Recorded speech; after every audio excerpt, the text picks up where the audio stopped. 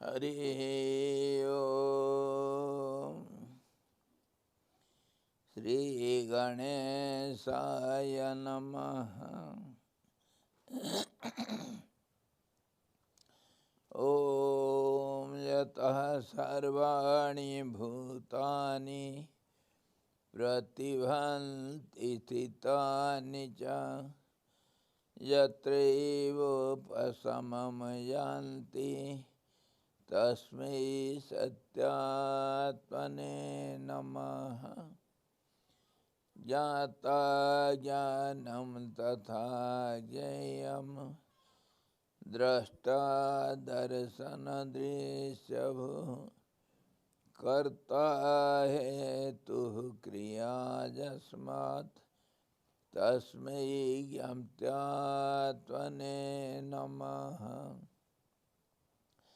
स्फुरन्ति सीकराजस्मात् आनन्दस्यांबरे वनौ सर्वेषां जीवनं तस्मै ब्रह्मानन्दात्मने नमः। ब्रह्मानन्दात्मने नमः।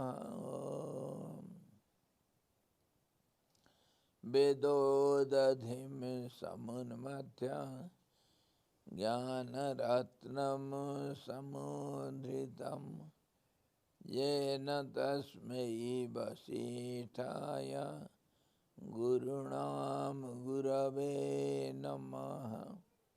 वशिष्ठ जी भगवान की जय।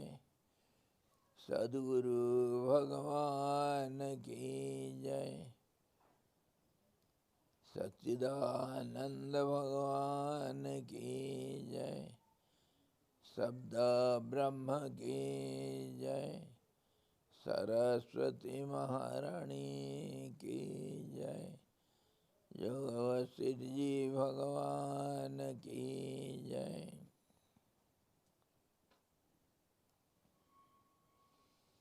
हरि ओम।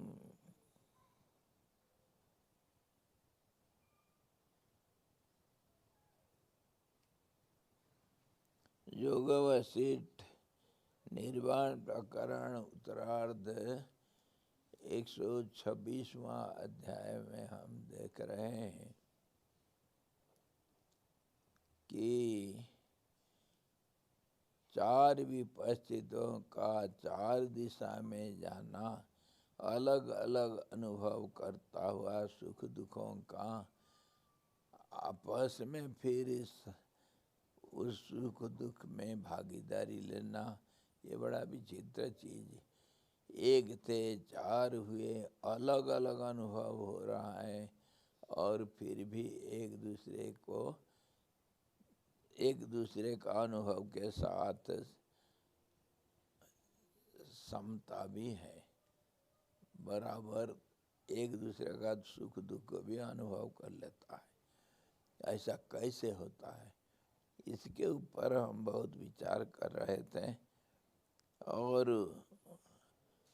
बाद में ये चारों विपश्चित किसी कारण ना कोई कारण से अपना सृष्टि का अंत देखने का, जो चारों दिशाओं में गए थे, वो अपना शरीर का अंत देखे, उसको हम मृत्यु कहते हैं।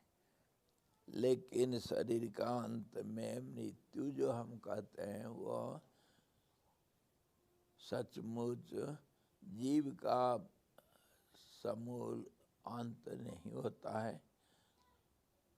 उसके ऊपर कल विचार कर रहे थे। मतलब दूसरे भाषा में कहने से मरणोपरांत क्या अनुभव होता है, मरण के बाद जीव आत्मा को क्या अनुभव होता है, उसी के ऊपर विचार कर रहे थे। मरने के बाद जीव का क्या होता है, उसके ऊपर जो विचार किए, उसमें मरने के बाद फिर ये अनुभव कैसा करेगा, नहीं मरना मतलब जीवात्मा का शरीर से अलग होना।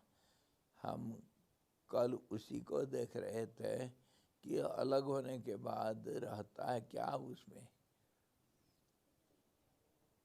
इसको हम बार बार बहुत बार विचार कर रखे हैं। बारंबार विचार करने से वो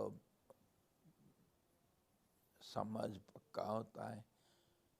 इसीलिए बार बार हमारा जो कथा के बीच में वो प्रसंग आ जाता है।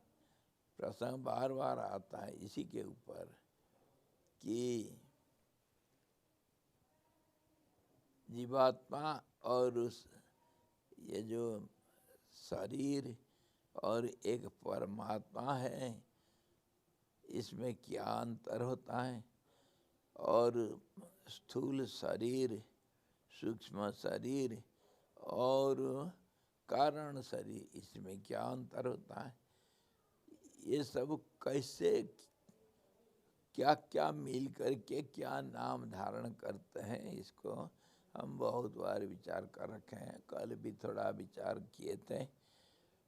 उसी के ऊपर आज देखेंगे। फिर मरने के बाद ये विपश्चित लोग सब सूक्ष्म शरीर और स्थूल शरीर अंतर क्या है।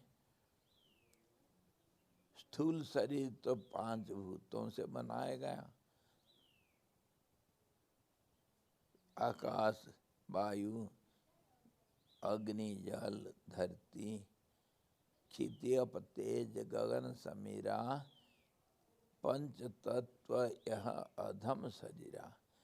5 तत्व से तो स्थूल रूप बना। अच्छा, स्थूल रूप बना तो, लेकिन क्या ये 5 तत्व सारा स्थूल है। स्थूल मतलब जो ये स्थूल आँख से हम जो देखते हैं, कान से सुनते हैं शब्दों को, चर्म से स्पर्श करते हैं, नाक से हम गंध को सूंघते हैं, जीभ से स्वाद को चखते हैं, ये क्या सब स्थूल है? ऐसा तो नहीं है। तो इसी प्रकार शरीर को हम जब अलग अलग करके बारीकी से विचार करते हैं, ये स्थूल शरीर को भी, इसमें भी 5 अलग अलग स्तर में ये शरीर बना हुआ है। जैसे मान लो 5 तत्व भी है, ऐसे ही 5 स्तर है, लेयर है। तो ये इस प्रकार इसको 5 कोश कहते हैं। ये तो स्थूल शरीर के बारे में। हम स्थूल में भी सूक्ष्म है। जैसे 5 तत्व में स्थूल, सूक्ष्म, उससे सूक्ष्मतर, सूक्ष्मतम, ऐसे जैसे है ऐसे भी शरीर का भी गठन है, ऐसे ही है। परंतु ये शरीर जो है, इसमें मुख्य रूप से एक स्थूल शरीर और इंद्रियां 5 जो ज्ञान को आहरण करते हैं। ज्ञान मतलब विषय के साथ संबंध, सुख दुख का अनुभव, यही है ज्ञान। तो ये कौन अनुभव करता है, वही बात देखना चाहिए।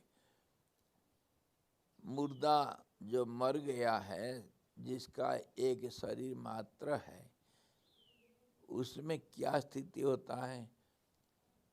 मुर्दा का आँख, कान, नाक ना कोई संबंध जोड़ सकते हैं दूसरों के साथ, ना एक कर्मेंद्रिया जो हाथ पैर इत्यादि ये कोई कर्म कर सकते हैं।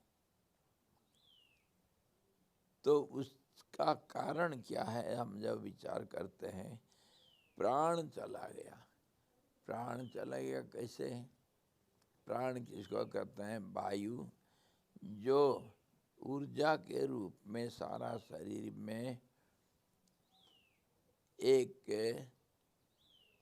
एक ऊर्जा पैदा करता है, मतलब सारे अंग प्रत्यंग में, अंदर बाहर सब चीज में वो एक चेष्टा प्रदान करता है।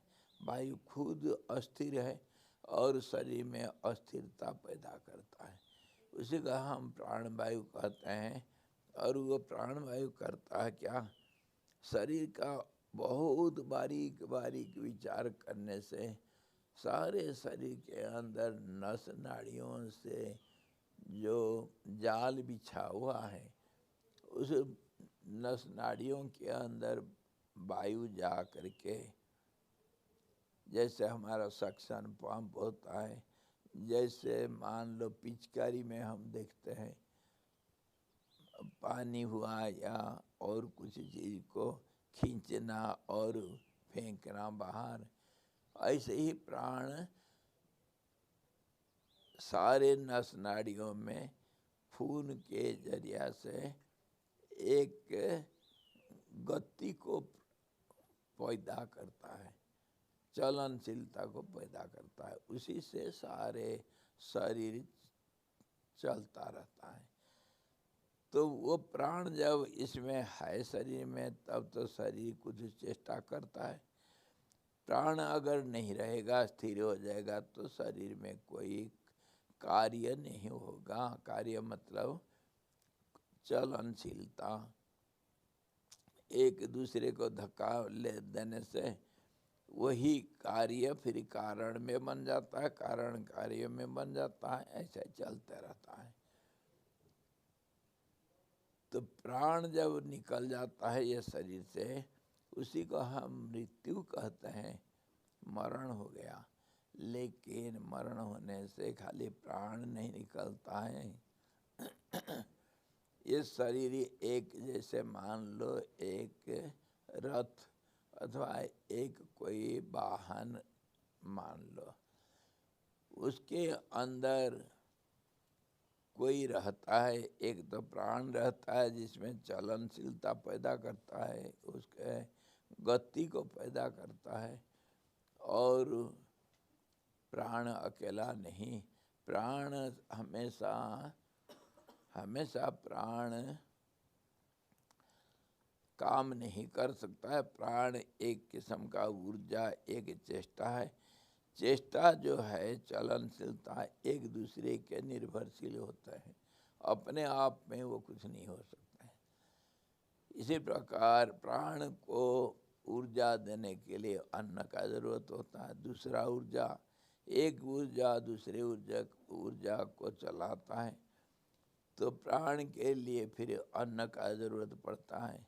सारा संसार अन्न रूप से भगवान सृष्टि किया, एक दूसरे का अन्न होता है और इसी से ऊर्जा पैदा होता है। तो प्रकृति सारा कार्यों को संपादित करती है।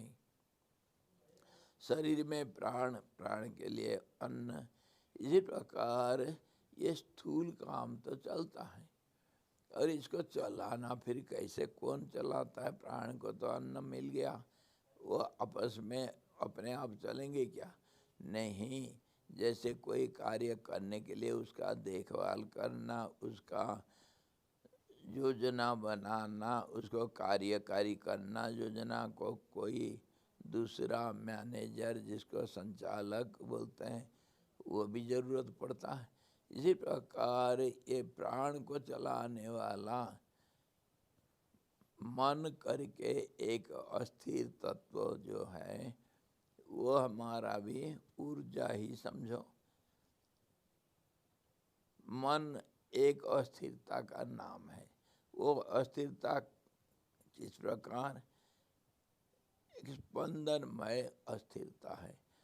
तो उस मन को हम और बारीक से देखते हैं तो उसमें एक तो स्थूल स्पंदन पैदा होता है और जो बारीक स्पंदन पैदा होता है वो आपस में मिल करके दूसरा स्पंदन पैदा होता है। इसी प्रकार उसको बुद्धि कह करके हम देखते हैं, जो निर्णय करता है। दो स्पंदन आपस में भिड़े तो तीसरा जो निकलता है वो निर्णयात्मक स्पंदन होता है। इसी कार्य को हम बुद्धि कहते हैं। तो मन स्थूल हुआ, उससे सूक्ष्म हुआ बुद्धि, जो निर्णयात्मक होता है, निश्चयात्मक होता है, और उससे भी और सूक्ष्म भी स्पंदन है, जो सब स्पंदन के अंदर एक ऊर्जा पैदा करता है।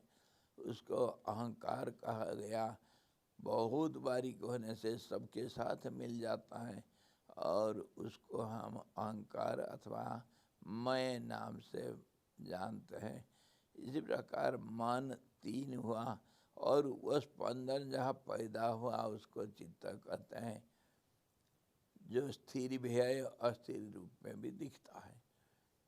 इसी प्रकार चार माना अंतःकरण चतुष्टय माना, और वो चतुष्टय अंतःकरण और प्राण, और तब जा कर के जो यंत्र बनाया गया गति के लिए, जो वाहन बनाया गया स्थूल शरीर इंद्रियों के साथ, वो एक है। ये मिल करके मिली जुली सरकार, ये तीनों तत्व, चार मन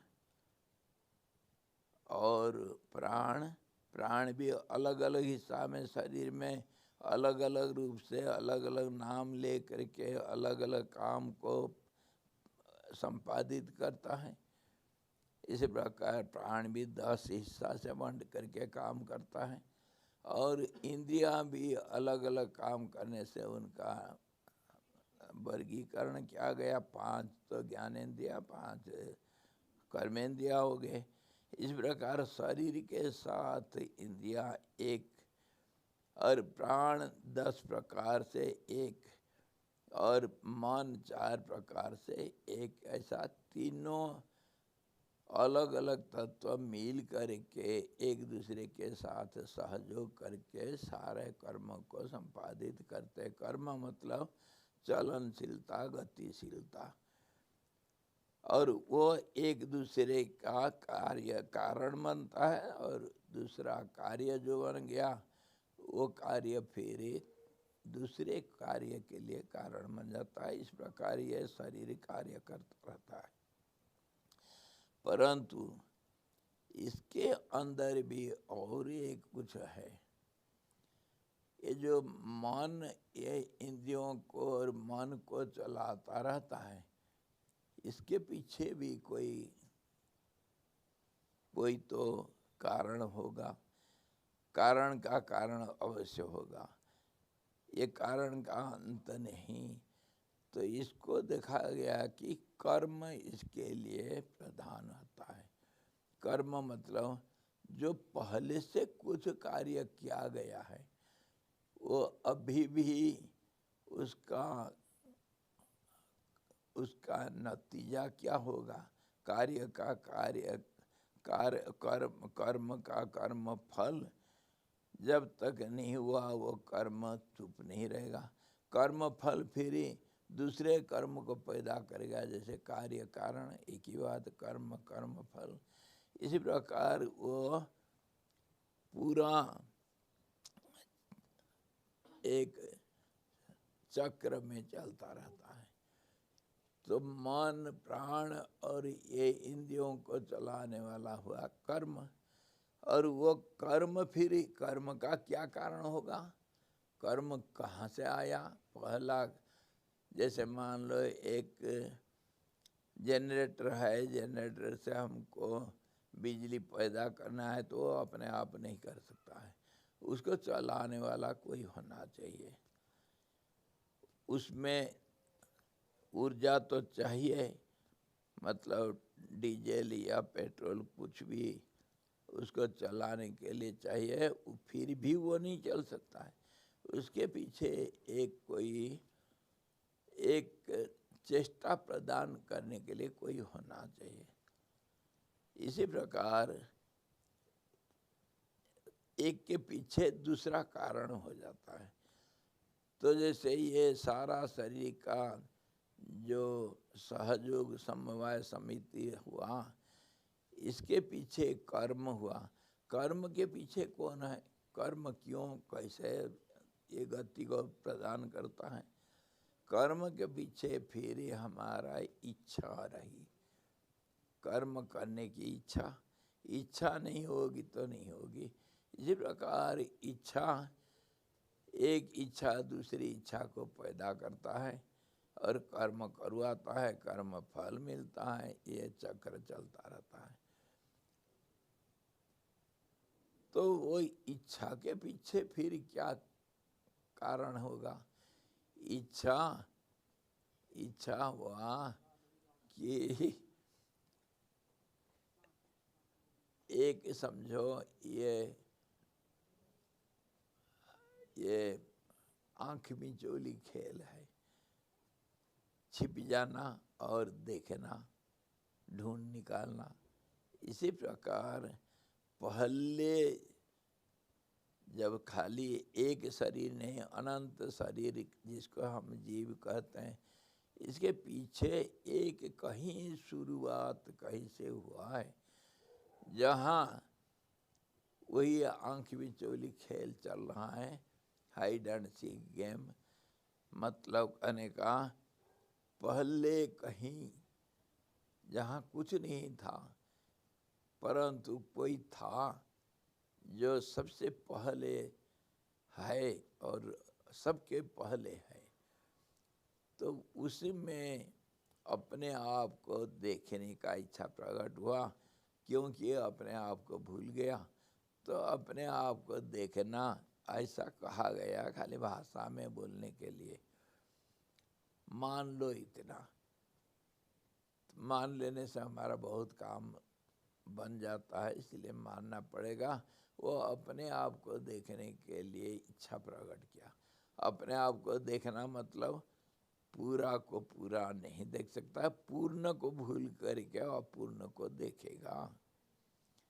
जैसे हम सुबह उठ करके अपना शरीर को देखना चाहते हैं तो पूरा शरीर को नहीं देख सकते हैं, शरीर का अंग प्रत्यंग को देखते हैं। ऐसे ही पहले जो सर्वप्रथम जो अस्तित्व था, वो अस्तित्व में अपने आप को देखने का इच्छा प्रकट हुआ। उसी से कर्म हुआ, कर्म से फिर कर्म फल, फिर उसी से ये यंत्र चाहिए कर्म को करने के लिए, कोई उपकरण चाहिए। उपकरण शरीर को बनाया, शरीर में फिर ये सारे त्रिकोणाकार कार्य समवाय समिति बना करके फिर कार्य कारण ये चक्र चलता रहता है। ये सारे के बीच में ये जितना प्रणाली शुरू हुआ, वो पहले से लेकर के आखिर तक ये शरीर, स्थूल शरीर तक, इसको हम 3 हिस्सा में बांटते हैं। तो स्थूल कार्य प्रणाली को हम जिसके द्वारा किया गया उसको स्थूल शरीर मानते हैं। बीच में ये जो मन और प्राण और इसके बीच में इंद्रियां जो आया, इंद्रियों का सूक्ष्म रूप है 5 कर्मेंद्रियों, ज्ञानेंद्रियों का 5 सूक्ष्म तरीका होता है। तरीका को हम मापदंड मानते हैं, तो उसको 5 तन मात्रा के नाम से देखते हैं। शब्द, स्पर्श, रूप, रस, गंध, जिसके माध्यम से 5 इंद्रियां मन का जरिए इंद्रियों का विषयों का साथ संबंध जोड़ करके कार्य कारण को चलाता रहता है, सुख दुख को अनुभव करता रहता है। तो अभी ये जो 4 मन और ये जो 5 ज्ञानेंद्रियों का जो सूक्ष्म रूप है, 5 तन्मात्रा, ये मन एक हुआ, प्राण भी एक हुआ, ऊर्जा, जो सबको चलाता रहता है। और एक इसका एक प्राण हुआ, पांच तन्मात्रा हुआ, जो पांच इंद्रियों का प्रतिनिधि। और ये जो चतुर्वेद मान को हम लिए, उसमें पूरा एक नहीं लेंगे। मन बुद्धि ये तो मिल करके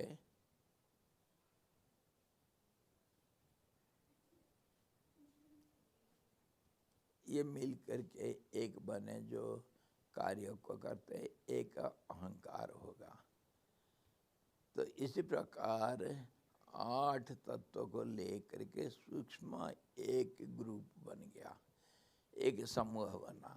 उसको हम जीवात्मा कहते हैं, जो स्थूल ग्रुप से ये अलग रूप से है, लेकिन दोनों मिलजुल करके सब काम करते हैं।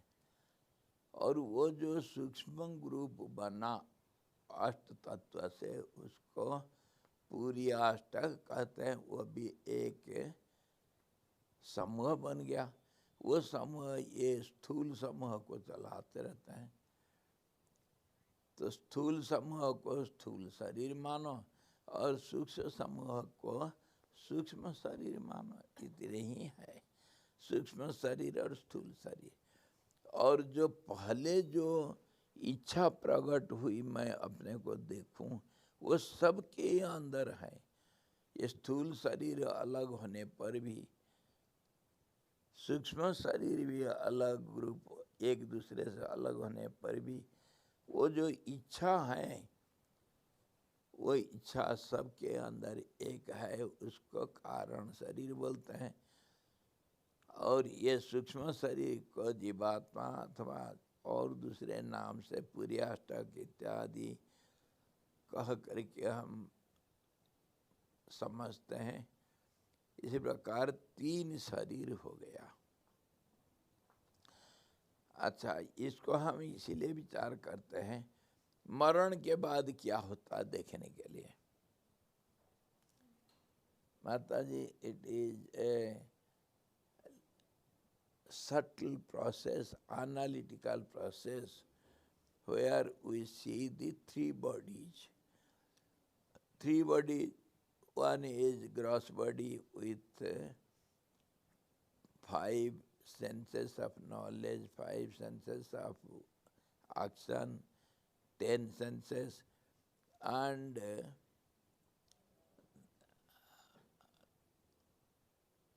this is with the body whole group. This is called gross body. And inwardly those subtle aspects, see, mind, intellect, ego, and subconscious mind, and also prana, all these together, and the 5 types of units to smell and forms, to have the contact with the forms, smell and touch, taste and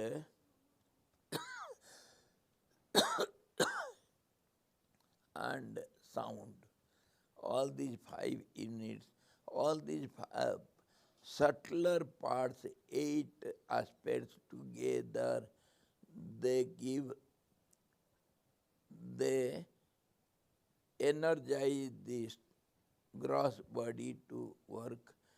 So those subtle units, they together call the subtle body. And the will to go on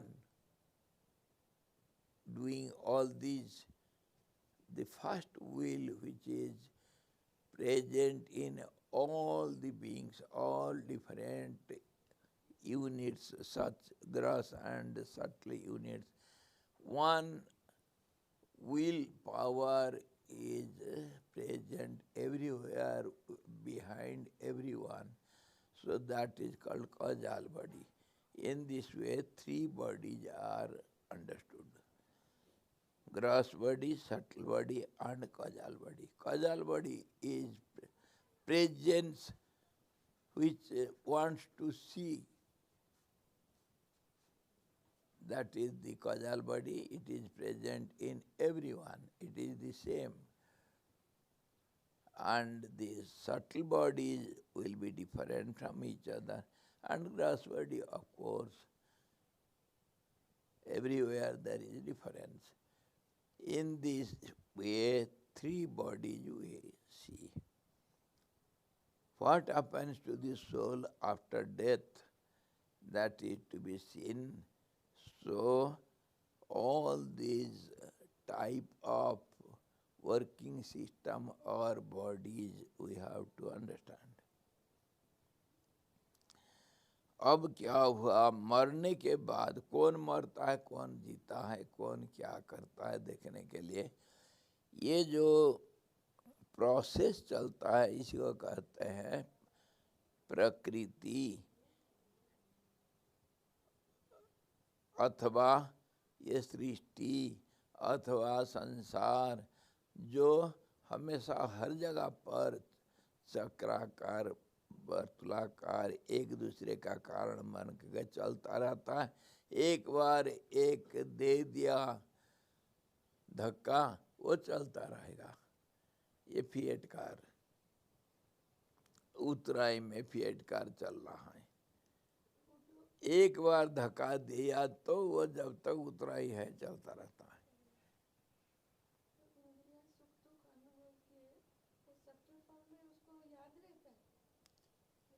बुद्धि है ना, बुद्धि चित्त है, चित्त में सारा संस्कार मेमोरीज है, वो संस्कार है। संस्कार मतलब एक छाप रहता है, स्टाम्प लग गया, स्टाम्प लग गया तो रहेगा, कॉपी रह गया सबका। हाँ, रेजर कॉपी, सब कॉपी उधर है, फाइल है, कॉपी फाइल है, उसका नाम चित्त। वो नष्ट नहीं होता है। The whatever actions and reactions goes on with every individual gross bodies and subtle bodies, all those impressions or the subtle memories, they are never destroyed. They are just like seeds which hold the future, innumerable seeds in the form of innumerable trees in future. So, this, as long as the seed is there, so this process will not be stopped. It will go on in the cycle forever. ये जो चित्त कहा गया, चित्त एक ऐसा स्थिरता का नाम जिसमें अस्थिरता सदा सर्वदा चलता रहता है। जैसे हम नदी में अथवा ह्रद में, समुद्र में जल को कभी स्थिर नहीं देखते हैं, कभी नहीं होता, उसमें लहरें तो उठते रहते हैं। इसी प्रकार ये जो चित्त है तो स्थिर रूप से चित्त है, लेकिन अस्थिर रूप से ये मन बुद्धि चित्त अहंकार सब मिल कर के इसी का नाम प्राण है, इसी का नाम मन है, इसके नाम सब कुछ ये बन जाता है। अस्थिरता का नाम सूक्ष्म स्थूल अनेक प्रकार का स्पंदन इसमें पैदा होता रहता है सदा सर्वदा। और इसके पीछे वो जो हम विचार किए कर्म है, कर्म के पीछे इच्छा है, ये सब अनंत चलता रहता है। इसीलिए चित्त का नष्ट कभी नहीं होता है और चित्त बीज के रूप में काम करता है। चित्त को जब जबरदस्ती कभी पूर्ण रूप से स्थिर कर दिया जाए, उसी का नाम चित्तवृत्ति निरोध और समाधि कहा गया। जबरदस्ती पूरा अगर उसको किसी भी हालत में स्थिरता बांध बूंद करके बच्चे को हाथ पैर बांध करके डाल दिया, एक पिंजरे के अंदर कमरे में डाल दिया, बांध दिया, तो फिर कहाँ जाएगा? जब ज़्यादा देर तक बंधा हुआ पड़ा रहेगा, फिर आखिर रो रो करके सो जाएगा। क्या करेगा बेचारा? ऐसे ही ये चित्त को जब हम कभी किसी प्रकार से, जिसको हम योगी क्रिया कहते हैं, किसी भी प्रकार से किसी तरीके से इसको स्थिर करके बहुत देर तक रख दिया जाए, तो उसमें एक स्थिरता का अनुभव पक्का हो जाता है। तो अस्थिरता कभी दिखाई देने पर भी वो स्थिरता ही रहता है। जैसे बीज को किसी भी हालत में अगर भून देने के बाद बीज का बाहर तो दिखता है बीज, लेकिन वह फिर अंकुरित नहीं होता है। इसी प्रकार चित्त को किसी भी हालत में जबरदस्ती अगर थोड़ा देर के लिए स्थिर कर दिया जाए, जिसको समाधि कहते हैं, तो फिर बाद में अस्थिरता दिखाई देने पर भी कोई हानि नहीं है, अस्थिर नहीं होता, वो जड़ से स्थिर हो गया।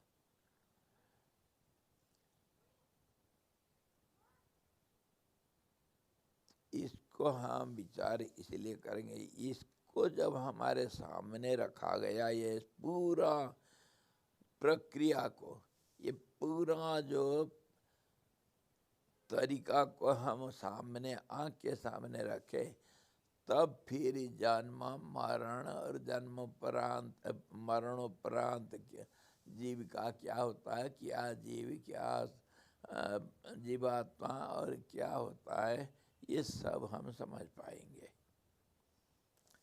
This picture you should keep before you, just as you want to see some cities in India, you want to go around India, so you must have the map of India.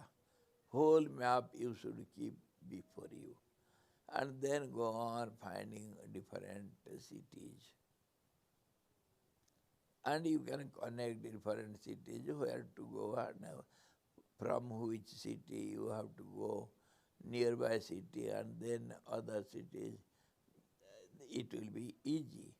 Similarly, when you keep this process before you, this is the universal process, goes on everywhere.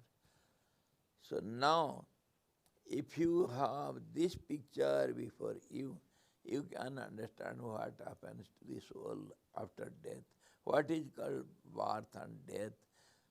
This cycle goes on in this picture only. Just as you go around India, when there is India map with you, you can go from any city to any city as you like. हो गया? हाँ, स्थिरता experience है, स्थिरता में क्या? स्थिरता में एक्सपीरियंस है। हाँ, स्थिरता का नाम एक्सपीरियंस है। Who is experience? एक्सपीरियंस पूछो उसको, खुद को पूछो, हु इज दैट एक्सपीरियंस? पूछो। चित्त हो सकता है, पूछो, तुम खुद पूछो। मैं इतना बोलने के बाद और क्या रह गया बोलने के लिए? तुम खुद इसी से ढूंढ करके निकालो। पिक्चर रख दिया ना, फिर पीछे पूछते हो अमुक सिटी कहाँ है। मैप तुम्हारे सामने है और फिर कह रहा हूँ मैप को सामने रखो, ढूंढो कहाँ वो सिटी है। दिल्ली कहाँ है देखो इंडिया मैप में।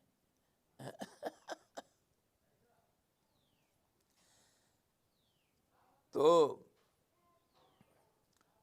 अभी क्या हुआ, जो जन्म मरण ये चक्र चलता है, मतलब ये और कुछ नहीं,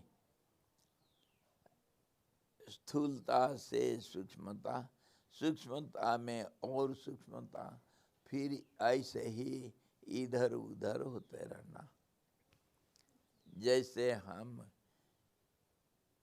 एक शहर से दूसरे शहर को जाते हैं,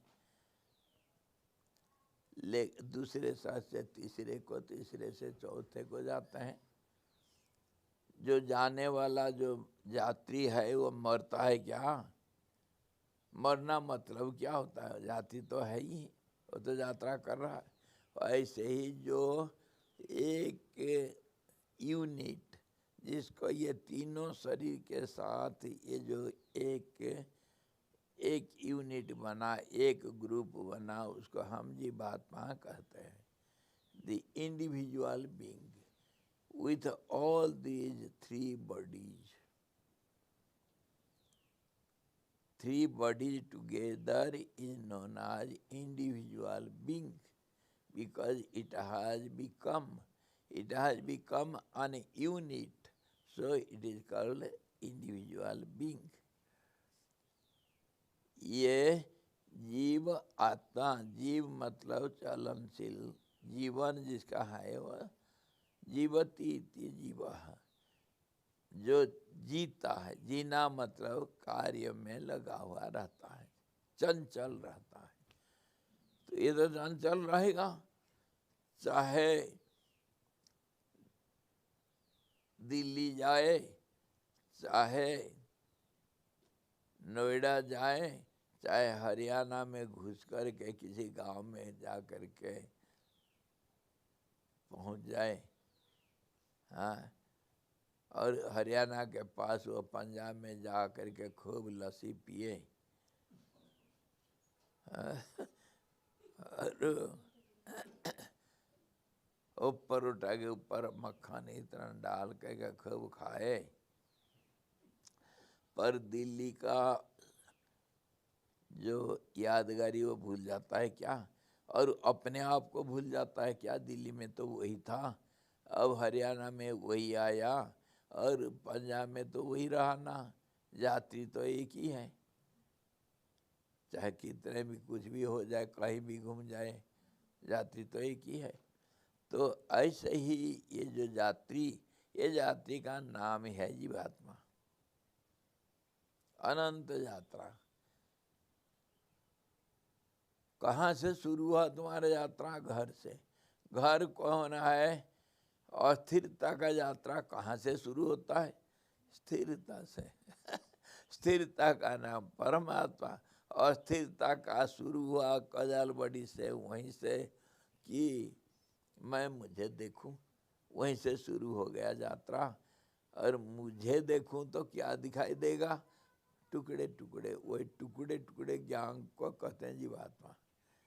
वो परमात्मा का ही है अंश। परमात्मा देखता है इस प्रकार, परमात्मा का कभी कभी अनुपस्थिति कहीं पर नहीं है। तुम अगर अपना हाथ का नाखून में लग गया था कांटा, देख रहे हो, कांटा निकालते हो, तो तुम क्या नहीं हो? तुम अपने शरीर का अपने अंग के साथ, तुम ही खुद दूसरे अंग के साथ मिल कर के एक अंग दूसरे अंग के साथ संबंध जोड़ के कुछ कर रहे। उसी प्रकार उसी को हम कहा गया प्रकृति है क्रियमाणानि गुणैः कर्माणि सर्वशः। प्रकृति मतलब सारा शरीर। शरीर चंचलता का नाम शरीर है, स्थिरता का नाम नहीं, शरीर नहीं। तो ये जो शरीर अपने एक पूर्ण शरीर, शरीर का अंगों के साथ, अंगों के द्वारा, अंग के माध्यम से कुछ ना कुछ चंचलता को दिखाता है, कर्म करता रहता है। वही उसी प्रकार ये जो जीवात्मा हुआ परमात्मा का अंशभूत, बीच में जीवात्मा और फिर स्थूल शरीरधारी बन करके वो सब कर्म को करता रहता है। परमात्मा का अनुपस्थिति कहीं नहीं है, और जीवात्मा दूसरे जीवात्मा के साथ मिल करके जो आदान प्रदान करता है, जो व्यवहार करता है, उसी का नाम संसार, उसी का नाम प्रकृति अथवा माया कहा गया। जो सचमुच नहीं है वो तो एक ही है, वो तो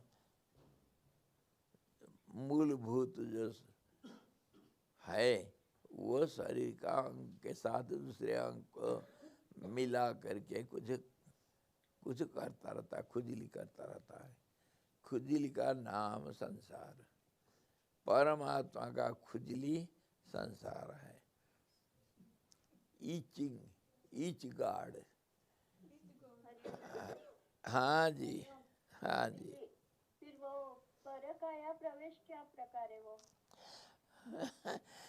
अरे ये है परकाया प्रवेश। देखो ये अंगुली देख रहे हो ना, देख रहे हो, ये अंगूठा देख रहे हो?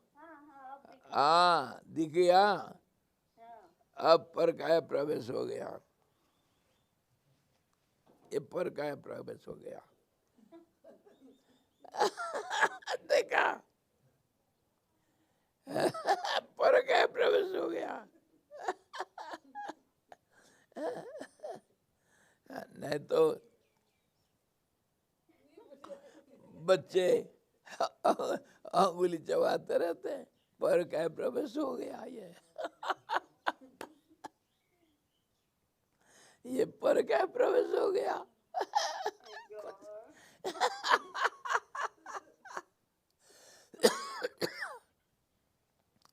और नहीं तो ये देखो परकाया प्रवेश होगा अभी।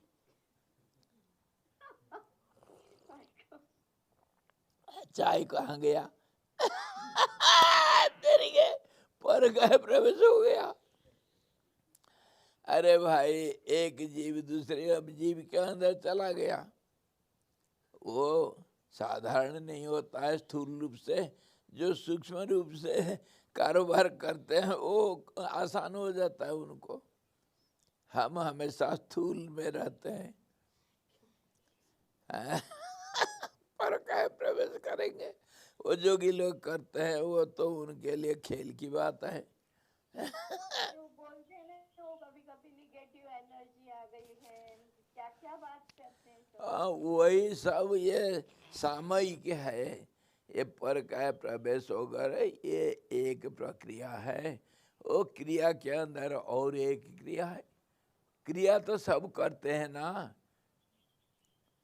अस्थिरता के अंदर और एक अस्थिरता। ये मैं कह रहा हूँ एक समग्र दृष्टि से, और व्यक्ति दृष्टि से, व्यष्टि दृष्टि से तो ये बहुत कुछ हो जाता है।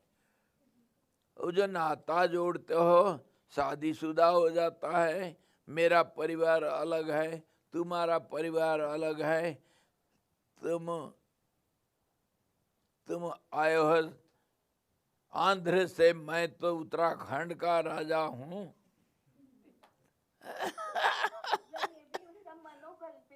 ये सारा यही सब खेल है।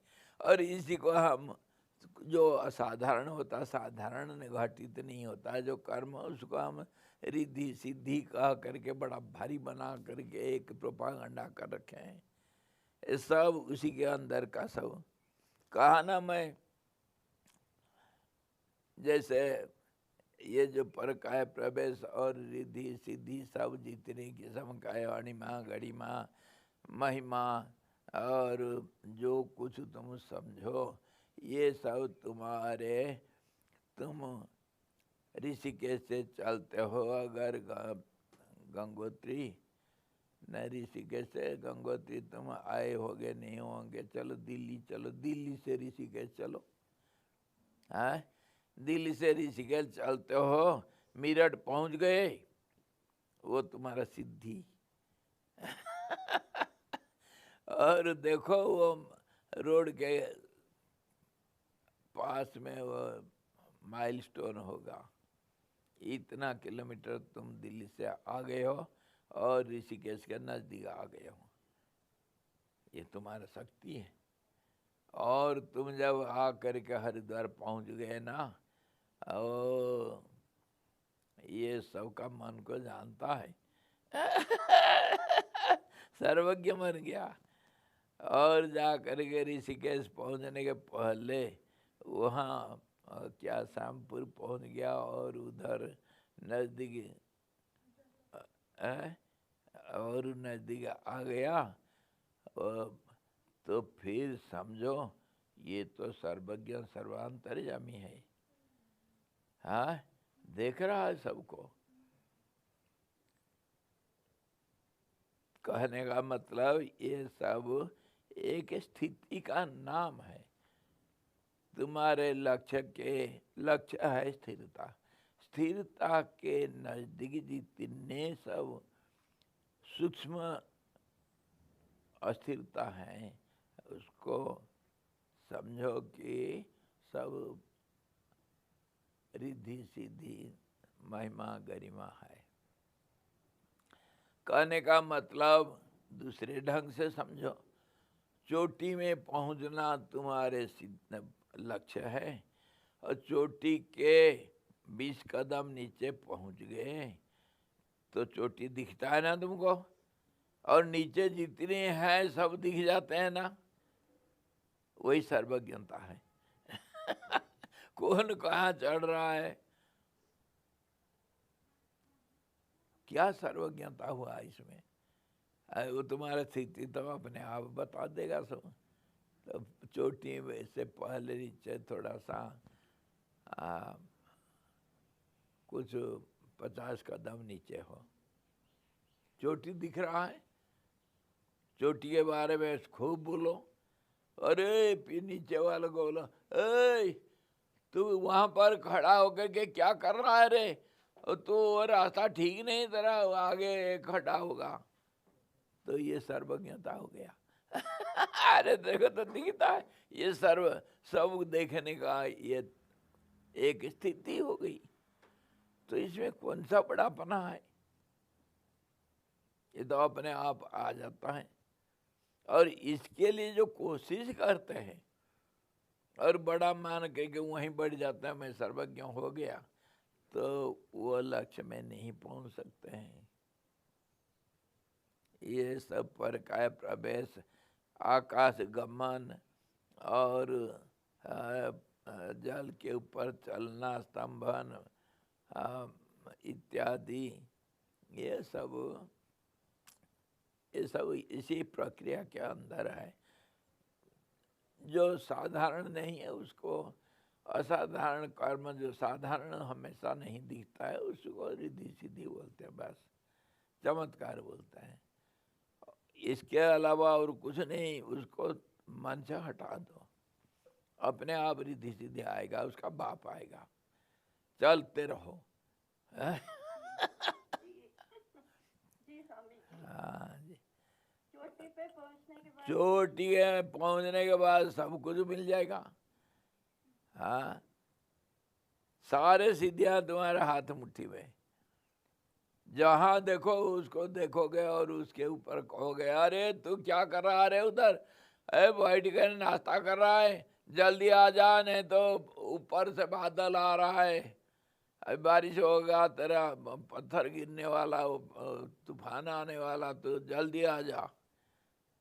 ये सर्वज्ञ हो गया, चोटी के ऊपर बैठा। तो इसमें क्या बड़ी बात हो गई? समझे? अब देखो,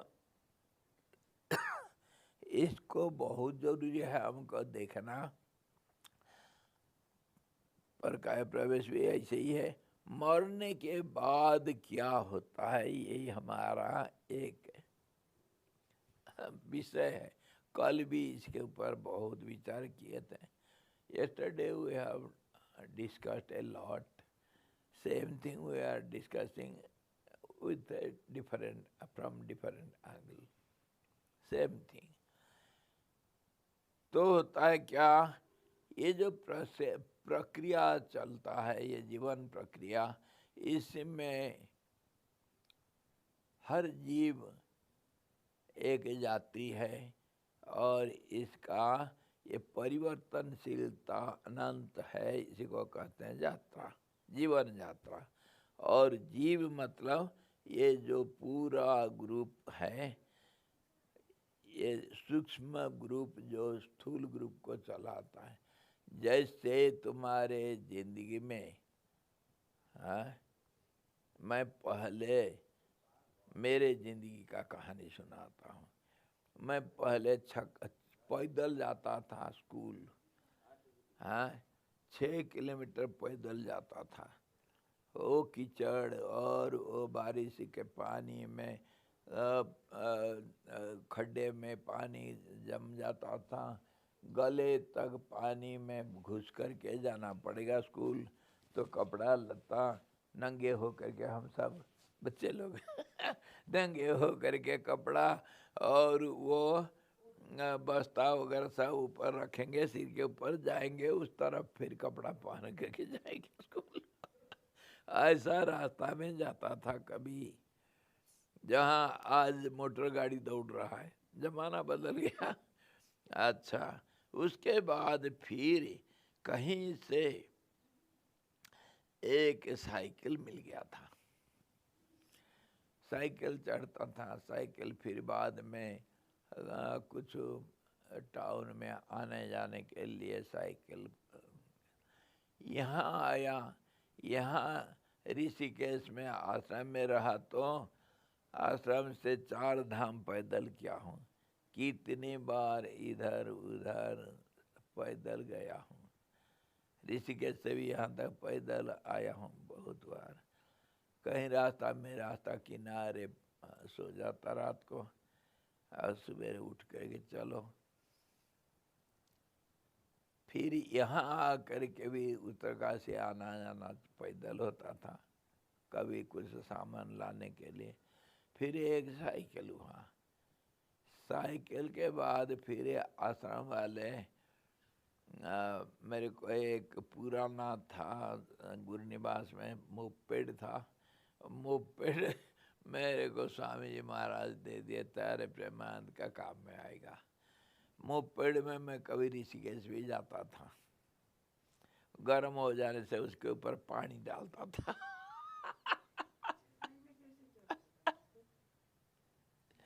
अच्छा, उसके बाद भूकंप आया, उसका रिलीफ काम करने के लिए स्वामी जी मेरे को एक चेतक दिए, स्कूटर खरीद के दिए थे। स्कूटर भी बहुत दिन तक चलाया। इधर सब बोलते थे ए माले, ए जोगी स्कूटर चढ़ रहा है रे।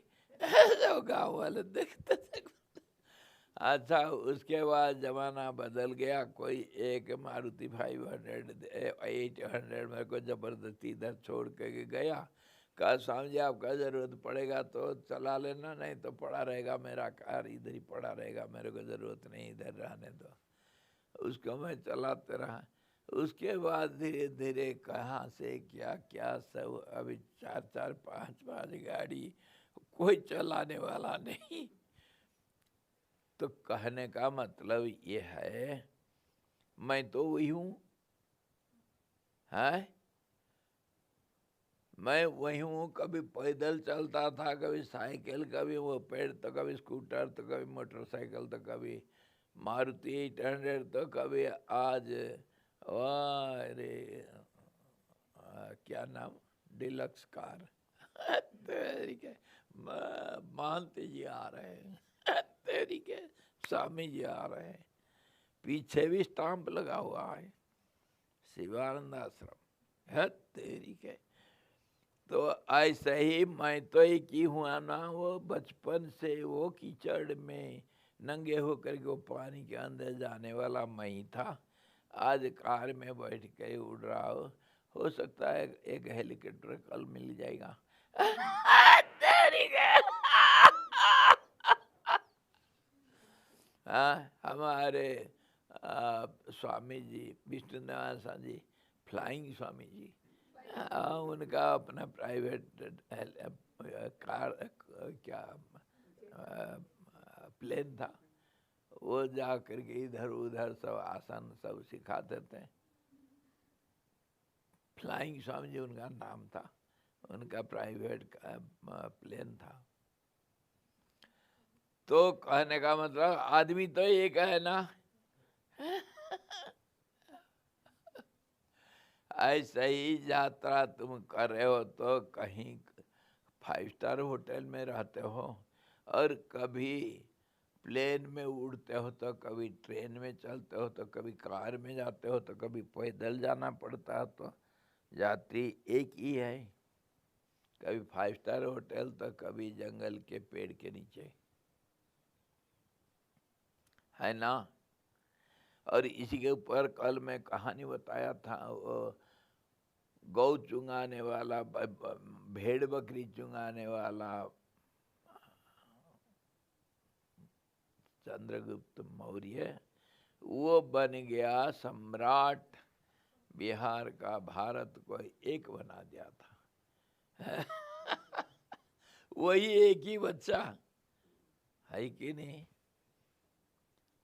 और जैसे हमारा दूसरा तुम सबको अनुभव है, कल तो तुम इतना छोटा सा बच्चा माँ के गोद में कुआं कुआं कर रहे थे, आज तो बड़ा भारी बन करके दाढ़ी मूंछ और बाल बना करके चोटी बना कर क्या फैशन कर रहे हो, हाँ वो चंदन लगा करके हीरो बन रहे हो, वही तुम हो ना।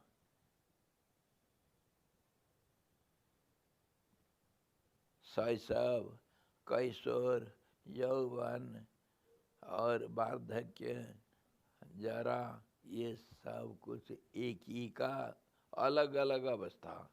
ऐसे ही अब विषय में मरण भी एक अवस्था मान लो।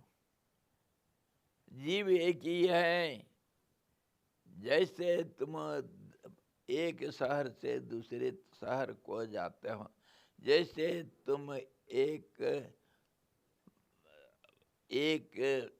वाहन छोड़ के दूसरे वाहन को पकड़ लेते हो, जैसे तुम बचपन से शरीर का बदलाव करते रहते हो बूढ़ा हो करके, ऐसे ही वासांश जीर्णानि यथा विहाय नराणि गृह्णाति नरोपराणि। जैसे एक नया कपड़ा पहन करके तुम बड़ा सुंदर तिलक लगा करके आज खुशी से घूम रहे हो, 2 दिन के बाद वो कपड़ा गंदा फट जाएगा, उसके बाद फिर नया कपड़ा ले आओगे। हाँ, कितने कपड़े तुम बदल दिए हो। ऐसे ही शरीर को जीवात्मा बदलते रहता है। जीवात्मा एक ही है। तुम जैसे अनेक कपड़ों को बदल दिए, अनेक अवस्था को बदल दिए, मरण एक अवस्था है, एक अवस्था से दूसरे अवस्था में जाने का तरीका। और भी कल इसका विचार किए थे, जैसे सुषुप्ति, स्वप्न, जागृत और मनोराज्य, समाधि, ध्यान इत्यादि अलग अलग अवस्था में हम जाते हैं। कोमा, बेहोशी इत्यादि अलग अलग अवस्था में एक ही व्यक्ति अनुभव करता है सब। कभी हंसता है, कभी रोता है, कभी नाचता है, कभी गाता है, कभी रील बनाता है तो कभी वो रील सब गिर गया तो पानी में गया तो रोता है। तो आदमी तो एक ही है ना। और कितने उदाहरण हैं। अरे मैं इधर पहले एक गुफा बना कर रहता था। गुफा में बहुत रहा, जंगल में भी रहा, झोपड़ी में, घास फूस के झोपड़ी में। और कभी वो कोलतार ड्रम काट के झोपड़ी बनाया था। कभी फिर एक लिंटर डाल करके एक छोटा सा मकान बन गया था। कभी फिर बड़ा भारी बिल्डिंग बन गया। तो सब में रहा हूं तो मैं ही तो रहा हूं, है कि नहीं। कितने कमरा बदल दिए, एक विद्यार्थी कितने स्कूल बदल दिया। कितने उदाहरण, सब जगह पर यही तो उदाहरण है। जैसे स्कूल को स्कूल बदल देते हो, एक क्लास छोड़ के दूसरे क्लास में चले जाते हो, तुम ही रहते हो। और जैसे बचपन को छोड़ के बुढ़ापा में पदार्पण करते हो, जैसे एक कपड़ा पुराना छोड़ के नया कपड़ा पहन लेते हो, जैसे एक शहर छोड़ के दूसरे शहर में चढ़ जाते हो अब रहने के लिए, ऐसा ही इसी शरीर को, स्थूल शरीर को छोड़ के दूसरे सूक्ष्म शरीर में चले जाना, जो प्रक्रिया, उसी को मरण कहते हैं। तुम रहोगे, इतना साफ हो गया। Is this clear? Just as you have changed your body conditions once you were a small child, now you have grown old, passing through different phases of body, you are the same. And just as you change your old clothes and go on accepting new ones again and again, just as you change your old houses, go to new buildings again and again, just as you change your address again and again, you are the same. Just as a student goes on changing classes and schools, the student is the same, goes on changing its subjects. The student is same. Similarly, the individual being goes on changing all these bodies, one after another. The body, the traveler, the individual being is the same. Nothing happens. Nothing happens. Just as you feel very glad when you have a new cloth, beautiful, or new fashion. So after death, nobody feels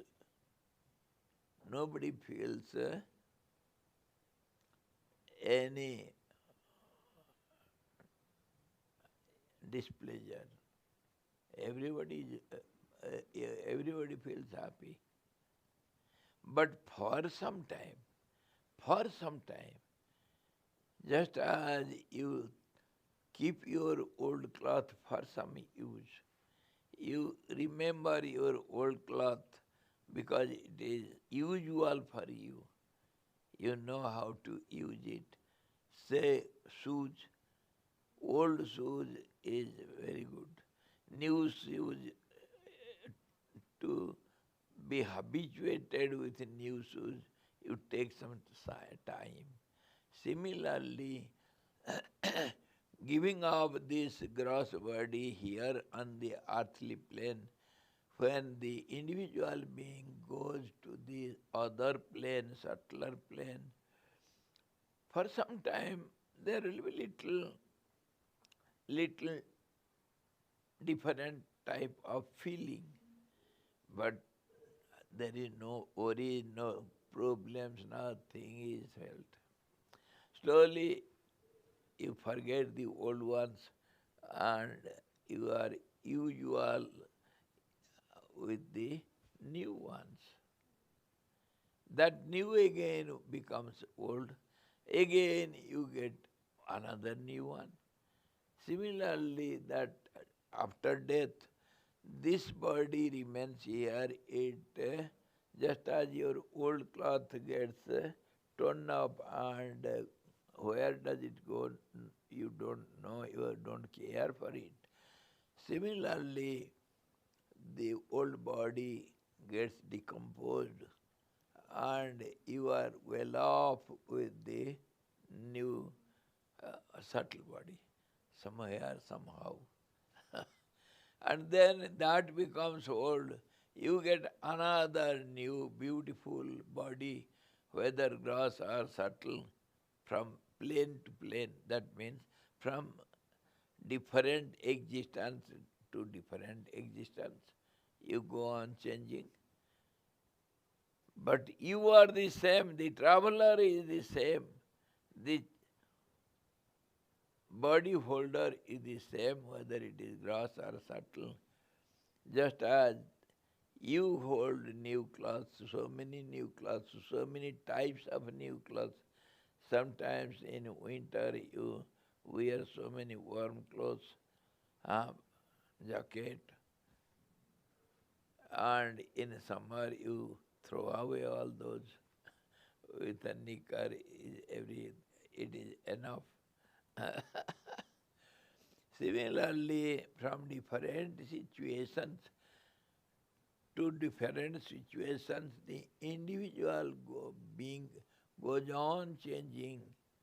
Changing is the law of nature. So, there is nothing to worry about, and you are the same. Now, if you are the same, your attitude, your way of behavior will be same. आई समझ में? मैं तो वही हूँ. अरे जो 5 star hotel में बैठा था ना, वो भी मैं था, और वो जंगल में वो जो कांटे की झाड़ी के अंदर मैं था. तो बैठना उठना चलना फिरना तो एक ही रहेगा. जैसे क्या होगा? उधर खाया था मैं क्या, मोमो या पिज्जा खाऊंगा? क्या खाऊंगा? अच्छा, पिज्जा खाएंगे, ठीक है. और यहाँ जंगल में वो कनवल पका करके, उबाल करके उसका चटनी बढ़िया. अरे क्या सुंदर. खाना तो एक ही है, मैं उसको भी खाया, इसको भी खाया. खाने का तो जरूरत पड़ता है. तो जो इंद्रियों का जो स्टाइल है, जो जरूरतमंद है, हमारे इच्छाएं हैं, इच्छाओं की पूर्ति के लिए जो हम कर्म करते हैं, जैसे स्थान होगा, जैसे परिस्थिति होगा, ऐसे ही सब बदलते जाएगा. पर करना है वही. जीवात्मा के साथ 5 तन्मात्रा है. देखना, देखना, सुनना, संबंध जोड़ना और सूंघना इत्यादि. तो सूक्ष्म रीति से करोगे. यहाँ स्थूल रीति से कर रहे थे, वहाँ सूक्ष्म रीति से करोगे.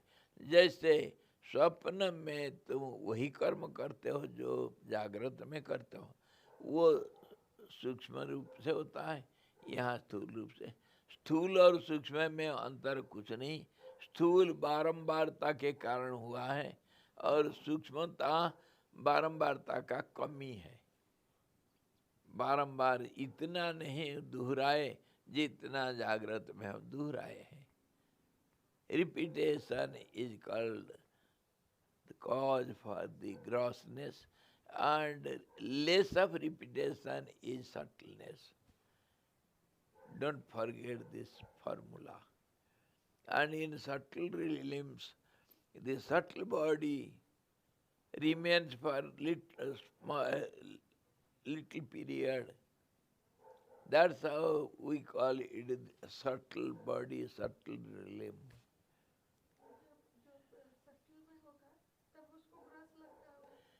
ग्रस, हाँ वो तो वही तो देवता लोगों का और मनुष्य लोगों का जो लेना देना कल यज्ञ के बारे में बात कर रहे थे, वो स्थूल को सूक्ष्म बनाता है और सूक्ष्म को स्थूल बनाता मीडियोकर कोई एक चाहिए। दलाल, दलाल को हम यज्ञ कहते हैं।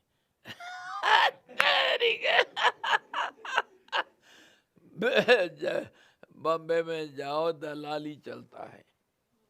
वो क्या करेंगे, उसको कहेंगे अरे तुम्हारे पास कितने टन नमक है बताओ तो, किलो ये क्विंटल क्या लोगे, क्विंटल इतना, नहीं नहीं कम कर, 1 पैसा कम कर दे। 1 पैसा कम करेंगे, उधर से 10 टन ले लिया नमक और इधर किसको बोल दिया बातों बातों में, तुमको 10 टन नमक चाहिए, हाँ अमुक जगह पर मैं पहुंचा देता हूँ, 2 पैसा ज़्यादा करके दे लिया। 10 टन में कितना कमा लिया, घर बैठे कुछ नहीं किया, पैसा कमा लिया। दलाली, दलाली में सारा दुनिया चलता है। और ऐसे ही बॉम्बे में इतना जगह में करोड़ों का व्यवसाय करते हैं। तो ये जो जीवात्मा है ये दलाली करता है। जो नीचे का बोलते कि ऊपर का 7 लोग, नीचे का 7 लोग, भुवन जो बोल रहे हैं, हाँ। तो उसमें नीचे का भी उसको स्थूल बोल रहे, सूक्ष्म में ला रहे। अरे कंपैरेटिव डिग्री है भाई, 2 को तुलना करो, एक स्थूल होगा एक सूक्ष्म होगा। किसको अब स्थूल कहेंगे, किसको सूक्ष्म कहेंगे? कहा ना मैं, तुम बाहर बैठे हो या अंदर बैठे हो, सब comparative degree. Everything is, this is how, this is relative world. You have 1,000 rupees, he has 500, I have 10,000. Who is rich and who is poor? When you compare yourself with others, you feel happy or unhappy, rich or poor, or great or small. Everything, whole world is like that. It goes on mentally, we are not aware of it. You are a foreigner here. Are you a foreigner in your country? So what shall you be called? Are you a foreigner or what? Here I am Uttarakhandi. When I belong to Uttarakhand. When I go to Japan, I am Indian. I am not Uttarakhandi. Everywhere the comparison goes on automatically. It is the law of nature, and this is called relative world. Everywhere subtle and gross and different worlds, different subtle worlds and gross worlds.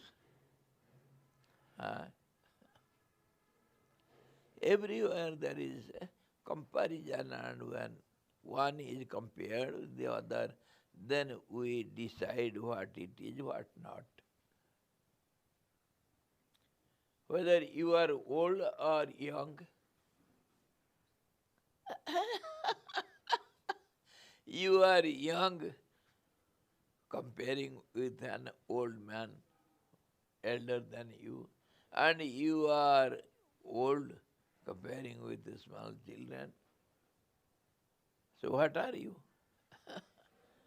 Rich or poor, wise or ignorant, more educated or you are uneducated, illiterate? What are you? Everywhere, everything is relative only. Whole world, every moment, everything is relative. Whether this is hot or cold, comparing with inside tea it is cold, and comparing with cold water it is hot. Everywhere, anywhere. Now it is 11 o'clock. Whether it is midday or morning.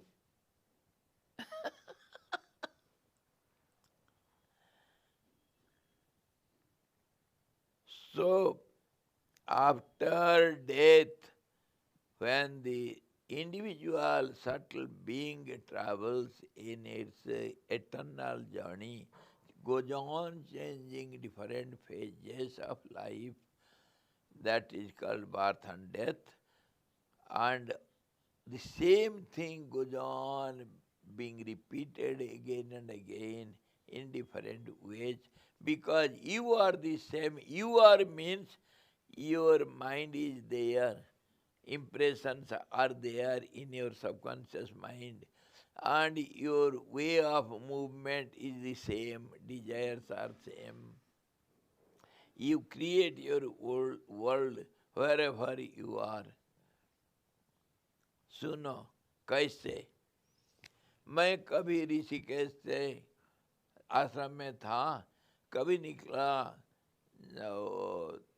जंगल में जाऊंगा करके, जाते जाते गंगा किनारे किनारे वो ब्रह्मपुरी में एक मंदिर है, सत्यनारायण मंदिर है, वहाँ एक महात्मा रहते थे।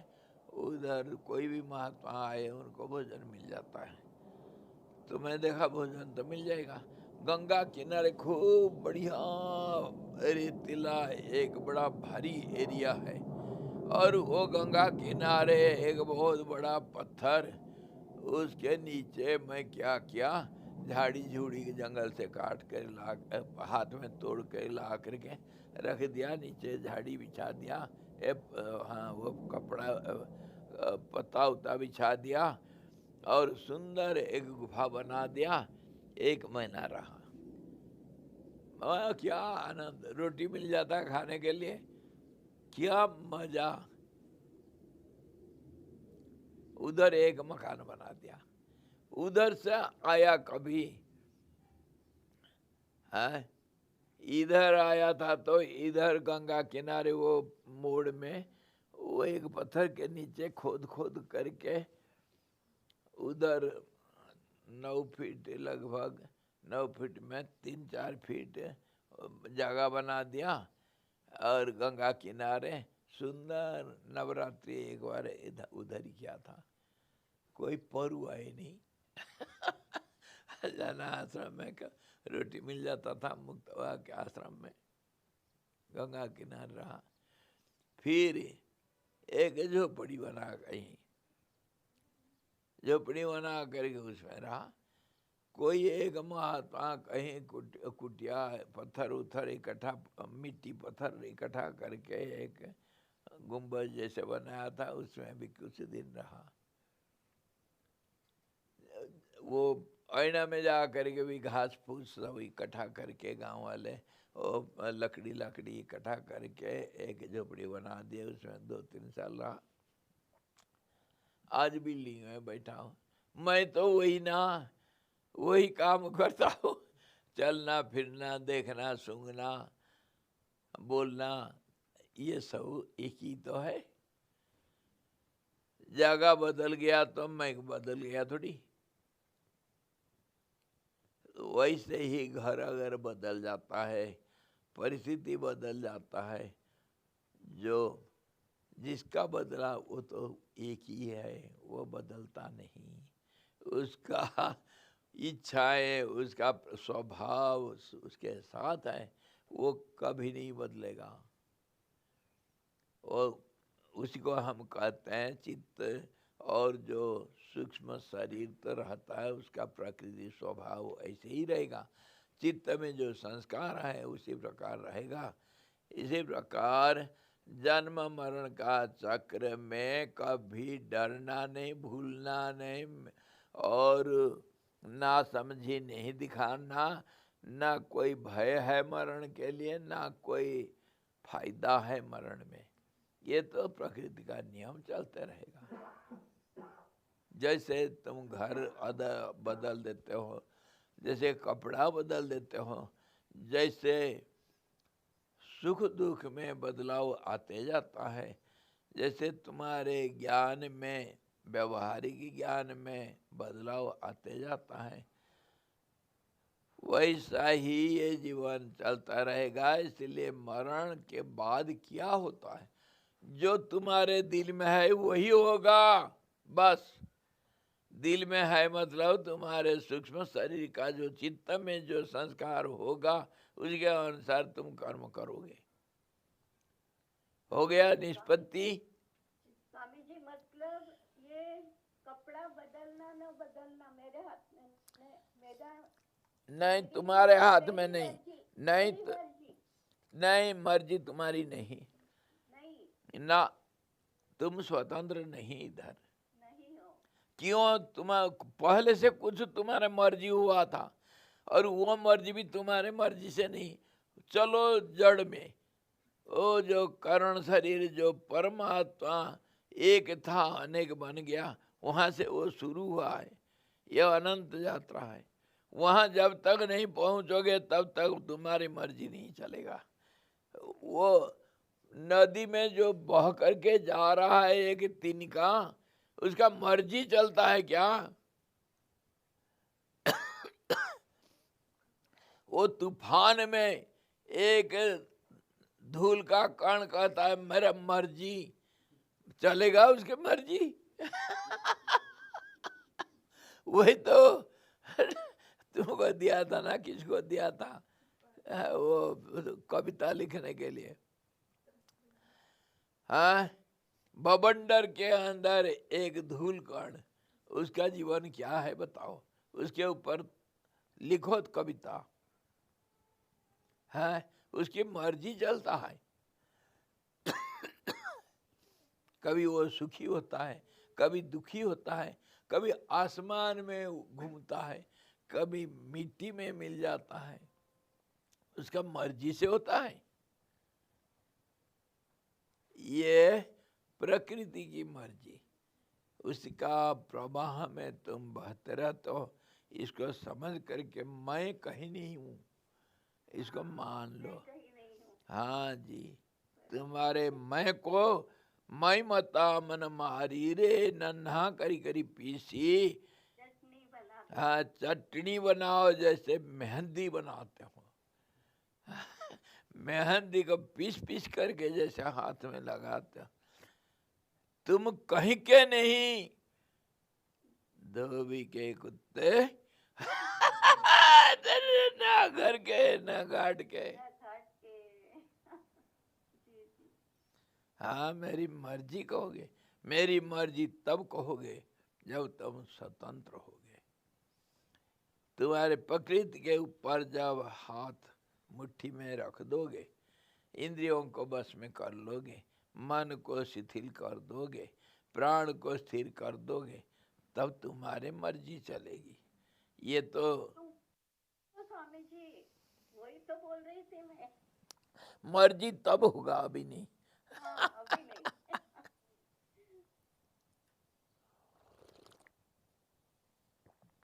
तुम्हारी इच्छा का लय हुआ, मन का लय हुआ। सुना सुना, ये दुनिया एक सुपरमार्केट, इसका डायरेक्टर एक है, सबका मालिक एक है।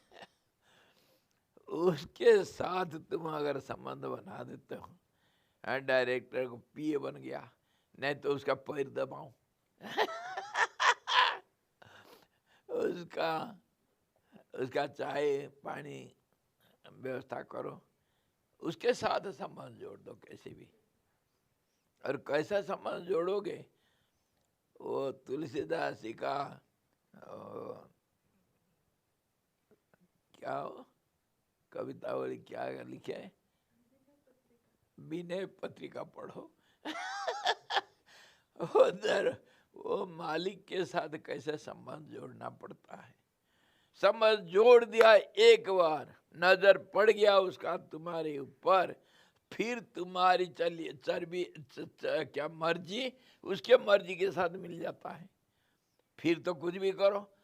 सुपरमार्केट का डायरेक्टर का तुम चपरासी हो, अरे तुम सबके ऊपर, प्रेसिडेंट का चपरासी यहाँ चीफ मिनिस्टर का कान पकड़ के उठाएगा बैठाएगा, हाँ जी, तब वो कहेगा मेरी मर्जी है, गेट के बाहर रहो। एक उदाहरण देता हूँ। मेरे बचपन का एक दोस्त 5th स्टैंडर्ड तक हम साथ पढ़े।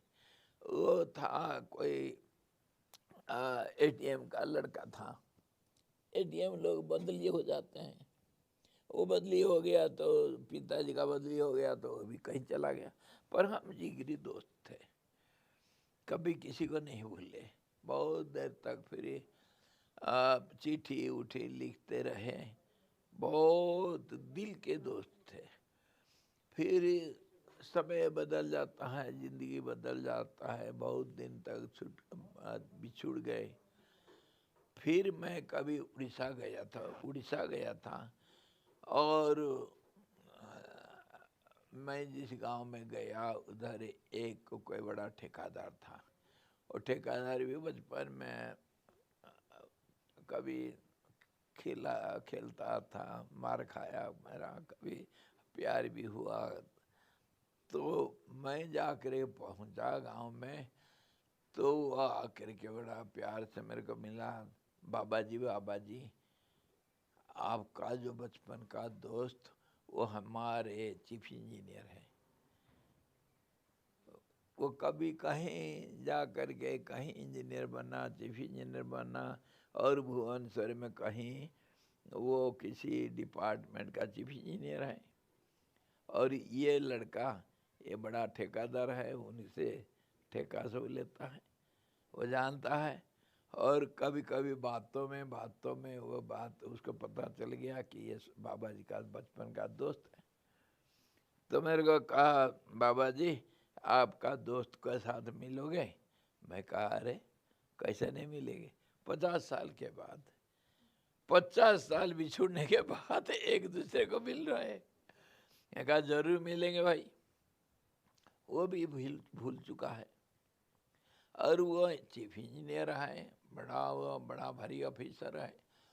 और ये वो कर्मयोगी है, किससे लेना देना ऐसा नहीं करता है, बड़ा कड़क है। और कड़क इतना है कि ये भीखमंगों को वो नहीं मानता है। तो महात्मा लोग भीख मंगे हैं, भोगेड़ू है, एस्केपिस्ट, दुनियादारी कर नहीं सकते हैं इसलिए भाग जाते हैं। तो उसका मन का भावना भाई सब दुनिया बदलता रहता है। तो मैं जा करके उसको मिलने के लिए उसका ऑफिस में पहुंचा। वो लड़का मेरे को ले गया, तो उसका वो जा रखा है कहीं बड़ा भारी एक मीटिंग में हो गया, तो उसका ऑफिस में नहीं है। तो उसका चपरासी, मैं कहा उसको मैं ऐसा आ रखा हूँ, चीफ इंजीनियर से मिलना है, तो वो अंदर आने नहीं दिया। चपरासी मेरे को बाहर बरंडा में बेंच में 2 घंटा बैठा दिया। 2 घंटा बैठा, मैं धीरज के साथ बैठा, हमारे मिलेंगे। वो आया, मैं बाहर बैठा हूँ, तो मेरे तरफ देखा, वो देखा जब मैं अपना परिचय दिया, वो लड़का भी था ठेकेदार, वो बताया, पहले भी बताया था उसको, और मैं बताया मैं वही हूँ। तो फिर अच्छा हाँ, मेरा टाइम हो गया खाने के लिए जाने के लिए। 2-2:30 बज गया था। तो ऑफिस में गया, फाइल रखा और बाहर आया, नीचे चल दिया। मैं उसके साथ साथ उसका गाड़ी तक आया। तो ज़्यादा कोई बातचीत नहीं, वो उसका दृष्टि में मैं एक भिखमंगा पलातक बन गया हूँ, इसीलिए इतना प्यार से वो बात नहीं कर रहा था। फिर भी मैं कहा उसको, जब मैं कहा तुम आ सकते हो तो मैं वहाँ रहता हूँ, आना। तो फिर ये भुवनेश्वर में, और कहा मैं बिजी हूँ, थोड़ा शादी में जाना है मेरे को, अभी 2-4 दिन फुर्सत नहीं। मैं कहा थैंक यू, बाय। कहने का मतलब वो नहीं, मिलने का बात नहीं। वो चपरासी मुझे बाहर बैठा दिया 2 घंटा। है अरे भिखमंगा बाबा जी है और वो है चीफ इंजीनियर। तो ऐसा ही दुनिया सारा भीख मंगे है, भिखारी सारी दुनिया, दाता एक राम। उसके साथ कोई जोड़ गया, चपरासी बन गया उसका, तो सबको बैठाएगा बाहर बेंच में बैठा देगा। 2 घंटा नहीं, 2 दिन बैठना पड़ेगा। सुपरमार्केट का डायरेक्टर है वो, उसका चपरासी समझे भाइयों और बहना, समझ में आ गया? हाँ जी, तब तुम्हारे मर्जी चलेगी, अभी नहीं अभी उसकी है, उसके साथ संबंध जोड़ो तब चलेगी तुम्हारी मर्जी। If you can somehow or other, you can have your relation with the Director General of the whole universe, one. Somehow you can keep your contact with him. Then you can have your own free will. Till then his will be done. You are nowhere. Your identity is no identity. If you want to order and have your free will, you have to keep contact with that. Then maybe you are the peon, the orderly, maybe you are his common servant, sweeper, but yet you can order the whole mass because you are his person. The chaprasi, the peon of the president, can order over the chief ministers, governors, and play havoc.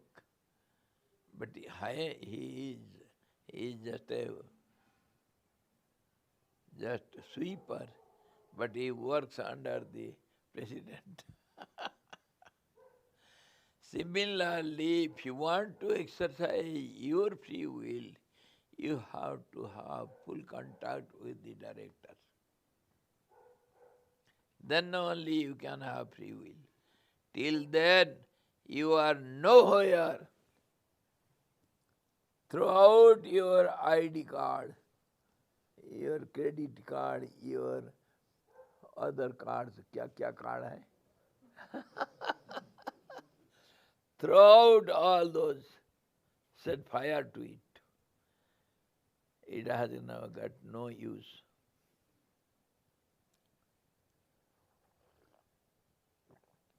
समझे मेरे भाइयों बहनों? तुम स्वामी में दास शुभंकर भाव रहे यह मन में निरंतर, दास बन। अरे दास तो दास, तुलसीदास जी बोलते हैं हनुमान जी को, है मालिक का नौकर का नौकर। बोलते हैं हनुमान जी थोड़ा मौका देखना, कभी दरबार में बातचीत होता होगा, आनंद से बैठे होंगे, घरेलू बातें होते होगा, तो मौका देखना, कोई भक्तों का बातें कभी आता होगा दरबार में। जैसे हम घर में बैठ के कितने बातें करते हैं, अरे वो अंजलि है ना, हाँ बहुत अच्छी लड़की है लेकिन नटखटी नंबर 1। स्वामी जी, हाँ? मेरा नाम अंजलि है। तेरी के दिल तो साफ है, नटखटी नंबर 1। अच्छा, तो जैसे हम बात करते हैं तो ऐसा हनुमान जी देखना, कभी घरेलू बातें जो होता होगा दरबार में, तो मौका मिलने से, हाँ कभी नौकर चाकरों की कुछ घटना बातें होती होगी, तो तुलसीदास करके एक कोई जीव, कोई एक भिखमंगा कहीं आए करके सिर्फ कान में पड़ जाएगा नाम, इतना बहुत कृपा हो जाएगा। तुलसीदास नाम उनके कान में, मालिक के कान में पड़ गया, मैं धन्य हो जाऊंगा। हनुमान जी इतना करना, just my name if you can bring into the majesty's eyes or ears, it is enough. Once my name should come there for a moment, once I will be quite so heartily grateful to you, my dear Hanuman ji. Please, if you get a chance, don't miss it for me. Bring my name to the front of the majesty. इसी प्रकार मर्जी तुम्हारा तभी होगा भैया, तब तक तुमको चक्कर काटता होगा, काटना होगा। फिर कल हम देखेंगे ये विपश्चित जो मर गए सब चारों, उनका क्या हुआ। अब ये पिक्चर हमारे सामने अगर रहेगा तब हमको समझ में आएगा मरने के बाद क्या होता है। अब थोड़ा बहुत समझ में आएगा। What happens to the soul after death? If you keep the whole world map before you, then you can find out where to go and what happens after your one program is over. The other program starts, where from it will start and how long it will go on. Huh? You are a world tourist. Keep the world map before you and go on deciding what happens after one program, the other. Your journey is endless, infinite. Hari Om Purnamadaha Purnamidam Purnat Purnamudachyate Purnasya Purnamadaya Purnameva Vasishyate. Om Shanti Shanti Shanti. सद्गुरु भगवान की जय, सच्चिदानंद भगवान की जय, शब्द ब्रह्म की जय, सरस्वती महारानी की जय, जोग वशिष्ठ जी भगवान की जय।